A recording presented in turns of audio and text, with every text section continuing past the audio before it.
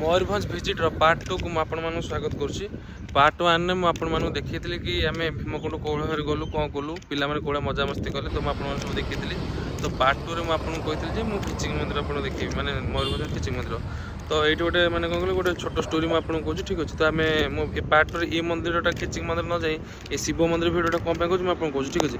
तो मुझे part 1 video कहते जो भीमकुंड जाते लैट्रिन बाथरूम ना तो आम से पचारू सी कहले एमती गोटे मार्केट अच्छे से मार्केट जाओ मैंने भीमकुंड से मार्केट 17-18 किलोमीटर हम तो से मार्केट को तुम जाओ से लैट्रिन बाथरूम मिल जाओ से तुम गाधागाधी कर बाहर।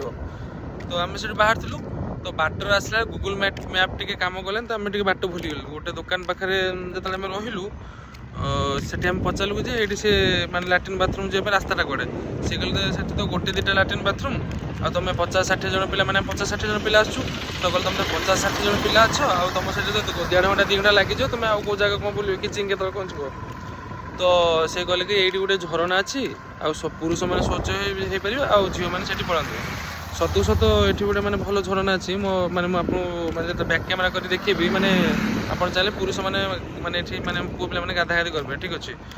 तो मैंने आम से कौन गोटे टूरिस्ट घटना ना आम जो मैंने बस रखीलु आप पचे देख जो शिव मंदिर अच्छी मंदिर बहुत बढ़िया मैंने बहुत सुंदर है ठीक अच्छे।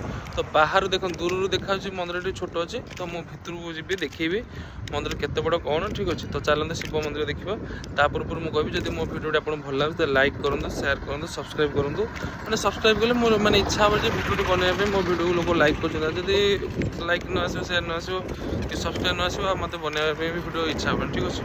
तो कहबी चल देखा मंदिर कौन कौन अच्छे।